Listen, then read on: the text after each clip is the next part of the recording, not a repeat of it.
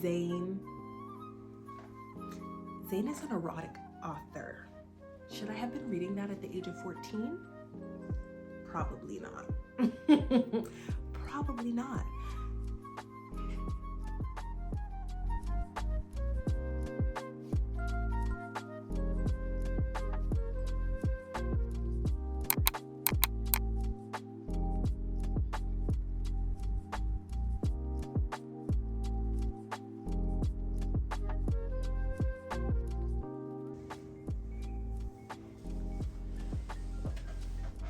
Hello and welcome. My name is Dominique. I go by Dom, and this is my Booktube Newbie Tag. So let's jump right into it. I have a list of questions here that I'm going to go over, just telling you a little bit about why I'm here in this space and why I wanted to get started. And yeah, collectively, I got these questions from two creators in the booktube space, Nichelle's Nook and Lit Vibes with Vibe. So let's jump right into it. The first question is, why did I start my channel? Okay, so this is kind of long-winded, is it? Anyways, I'm a talker, so you'll get to know that. The reason why I started this channel is because a lot of my friends don't read, like many others that I've noticed here in the booktube space. A lot of their friends don't read. Same goes for mine. I have a very small knit group of friends, and the ones that are into reading don't consume books at the same speed that I do. So I don't get to talk to them about these books when I want to, in the way that I want to. One of my close friends is a mother and a wife, so you can see where this is going, right? Yeah, and another reason is I've actually always wanted to start a YouTube channel. It's actually been a couple of years. I think I wanted to start a YouTube back in 2019, so pre-pandemic. I never ever got around to doing it because I couldn't figure out where I wanted to go with my channel. I needed a niche and I never had one. So I love books. My passion for books has never changed in all these years that I have been reading, and it's only grown, really. So I figured that this booktube would be a good place to land. So question number 2 is, when did I fall in love with reading? Honestly, I think I've always loved reading. I was never always confident in my ability to read because I did have a learning disability as a kid. I was in French immersion, so the curriculum was French, both French and English. So I had a hard time like learning in that. I was switched over in the 3rd grade to a full English curriculum, and that still didn't help. But I remember reading my first novel in the 4th grade, and it was by Mary Pope Osborne, and it was a part of the Magic Tree House series of books. I think there's like over 20 books within that series. I don't recall if I actually ever finished it, but I remember being obsessed with that series of books.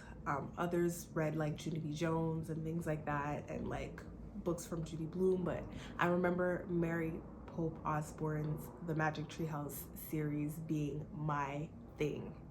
That was my thing, and I've always been a sucker for a pretty cover or a cool cover, so I've always just been enticed with books, but I just never really always had the confidence to read. I would say because of that, I kind of steered away from reading a little bit after, and I really gained my true love of reading in the 9th grade. And the first book I read in the 9th grade would have been Terrell by Cole Booth.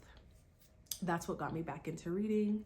I would say that back then I really was only reading predominantly Black authors. Aside from Harry Potter and Twilight, I was really only reading Black authors. So that would be the likes of like Omar Tyree. I was reading a lot of Eric Jerome Dickey. So like The Other Woman and Genevieve were the 2 books that kind of got me into reading his books. And I believe I stopped reading Eric Jerome Dickey books after Gideon. Yeah. And Brenda Jackson and Christopher, to name a few. Zane. Zane is an erotic author. Should I have been reading that at the age of 14? Probably not. Probably not.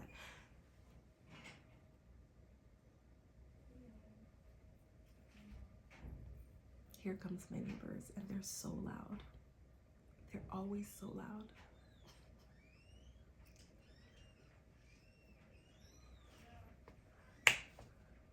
All right. Do you hear that door? It needs some WD-40. All right. So, I was reading a lot of smut in high school. A lot of smut. Books that I probably should not have been reading, and my mother was not happy about it. But hey, what can you say? I was reading, right? And this is coming from a kid who had a learning disability. I had an IEP. I was unhooked on phonics. There's a lot of people that won't talk about that. Am I aging myself? Anyway, moving along.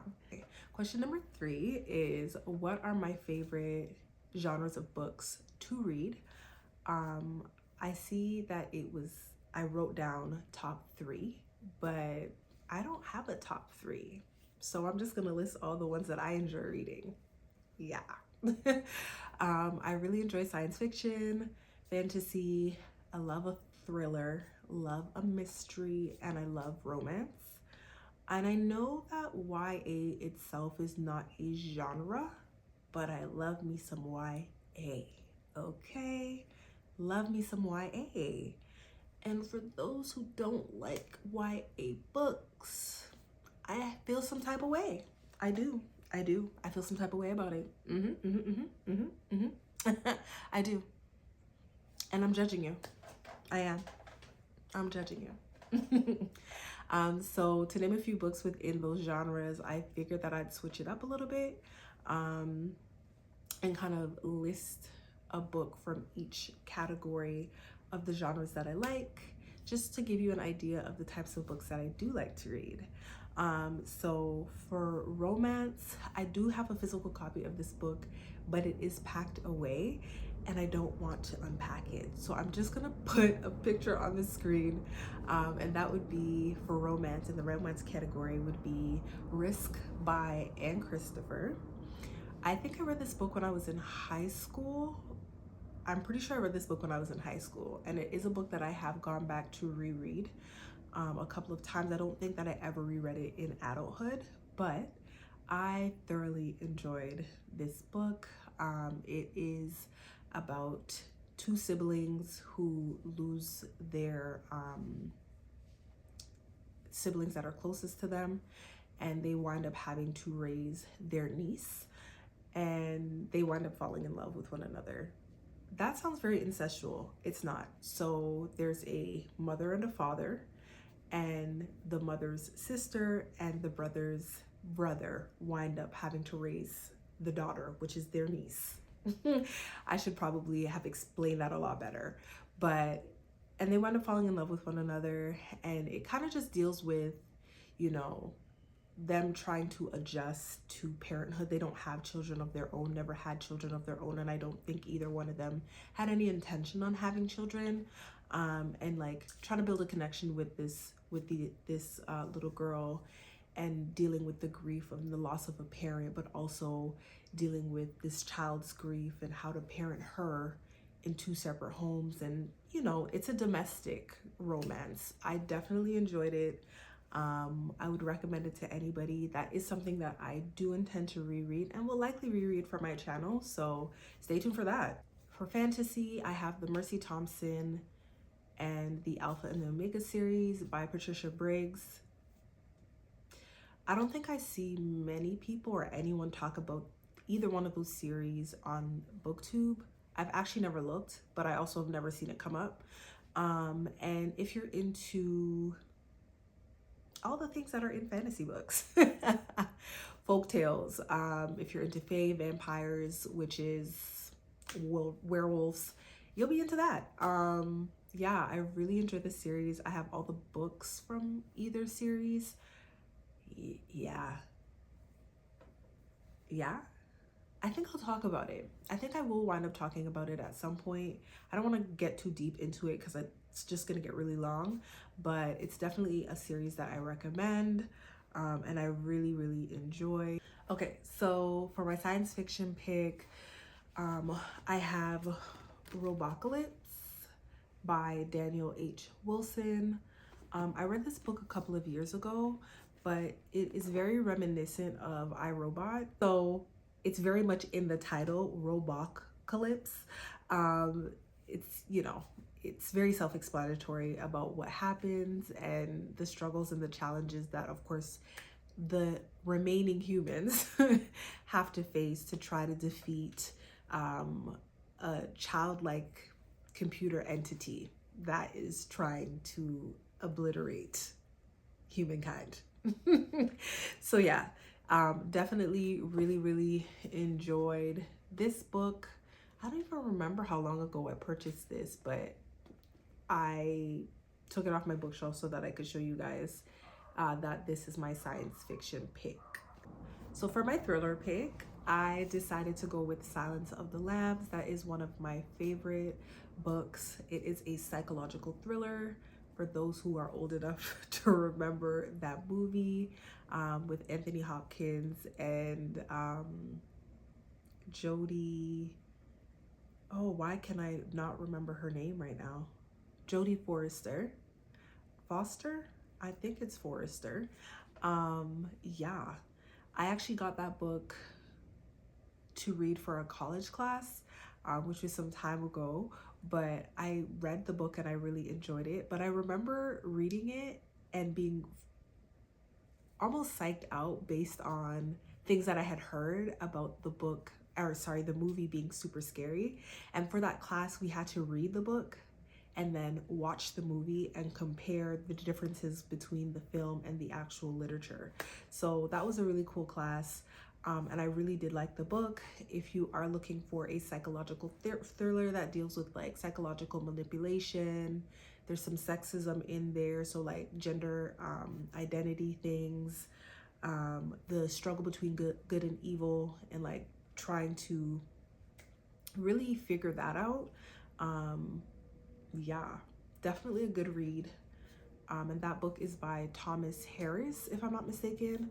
I did have a physical copy of that book. I have absolutely no idea where it disappeared to or where it disappeared. I may have donated it by accident when I was unhauling some books. And it's definitely something that I have to repurchase now because I want to reread it. I read that some time ago. It's been more than 10 years. So I genuinely, yeah, whatever happened to it? Anyways, it doesn't matter, but I will put it up on the screen for those of you who want to see what that book looks like. For my mystery recommendation, I have Murder on the Orient Express by Agatha Christie. It's Agatha Christie. Do I really need to say more? It is with a detective that she has a series on, the Hercule Poirot. There is a series with him as the lead detective. I believe that might be book 8 within the series. However, the way that her books are written, those ones in particular, they don't need to be read in order, in my opinion. I love the actual TV show, and it's one of my favorites. I love me a murder mystery. I don't know what else to say. If there's murder in the name, count me in. I'm gonna read it. You've got my interest, okay? Yeah, so Murder on the Orient Express by Agatha Christie is a really good read. It's actually one of her best books, in my opinion. I haven't read them all, but I know that a lot of people do and would agree with me on that. Yeah, so I know I said that YA wasn't a genre. And it's not, but I do have some recommendations. So my first would be Excuse Me While I Ugly Cry by Joya Goffney. Really enjoyed this book. I think I have all of the books that she's written so far, but I picked this one because one of the main things that kind of stood out to me with it was the relationship that the main character had with her grandmother, and it reminded me so much of my own. I'm such a sentimental girly. I am such a sentimental girly. And it reminded me so much of my relationship with my grandmother. I am a grandma's girl through and through. Love that lady so much. And it actually helped me to set my goal for one of my goals for 2023, because I actually read that book on January 1st of 2023, and that was to spend more time with my loved ones. You never know how long, if the pandemic didn't teach us anything, you really don't know how long you have left with people around you. And it really was, yeah, it really motivated me to do that. So I would recommend that book to anybody if you're into books with young adults really just trying to like find themselves, find their identity in a world that's like ever changing, with different voices and different influences, of course. And yeah, I really enjoyed that book. It was, was it like lighthearted? No, I definitely got there was some humor in there. There definitely was some jokes. I laughed and I cried, and it's definitely a book that I would recommend to anybody. Another set of YA books that I would recommend, and honestly, I'm not actually sure that it falls under YA. It might be middle grade fantasy, but that would be Rick Riordan's the Percy Jackson series, or the Percy Jackson and the Olympian series. Loved. If there is anything that you need to know about me, I love Greek mythology, okay? So I was up and down that entire series, okay? Loved. Another series that talks about Greek mythology in the YA space would be, I have the books on my shelf.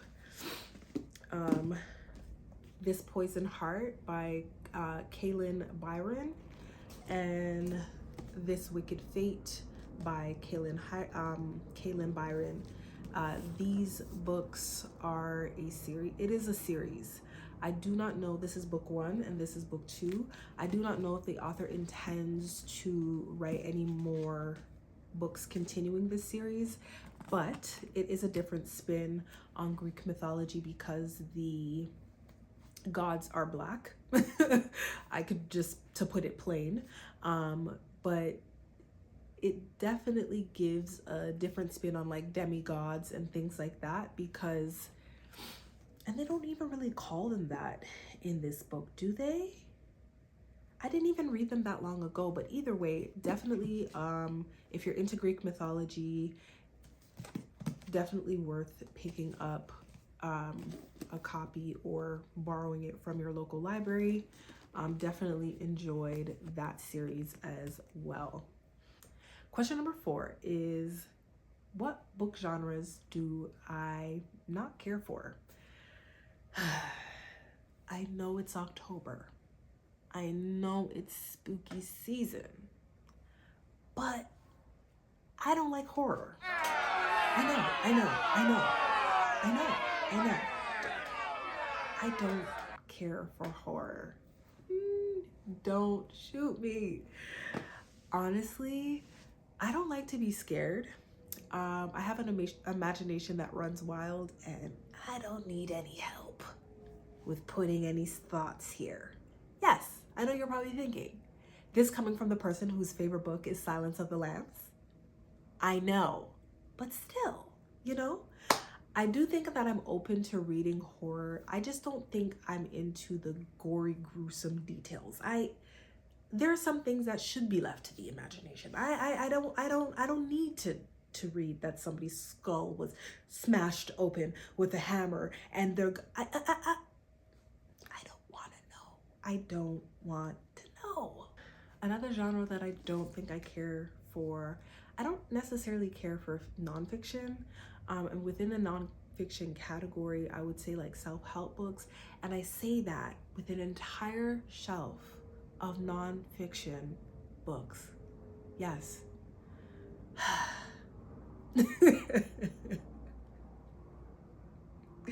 I don't even know how I can save myself from that. They always sound really interesting, but I find with self-help books that they tend to repeat themselves over and over and over again, but I know it's because they're trying to push the point home.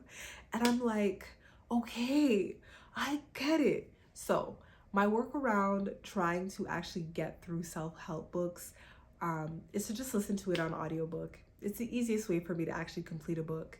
And one of those books would be Set Boundaries, Find Peace, A Guide to Reclaiming Yourself by Nidra Glover Tawwab.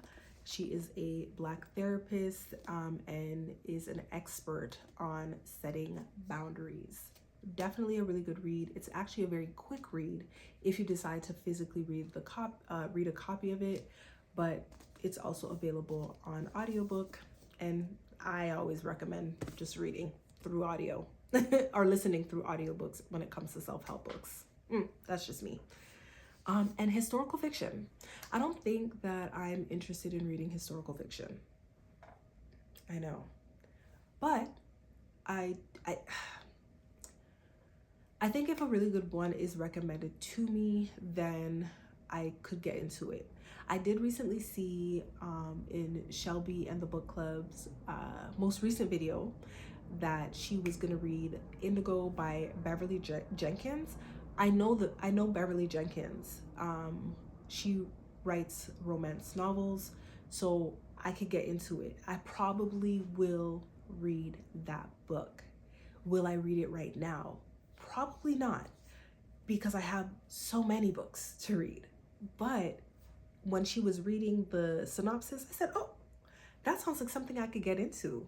So yeah, and I do like Beverly Jenkins' writing. She's a really great writer. Yeah, so maybe I'm not totally against it. If you have any recommendations from any three of the category of books that I said, that genres that I said I wouldn't read, please just like leave them down below. Maybe I'll get around to it.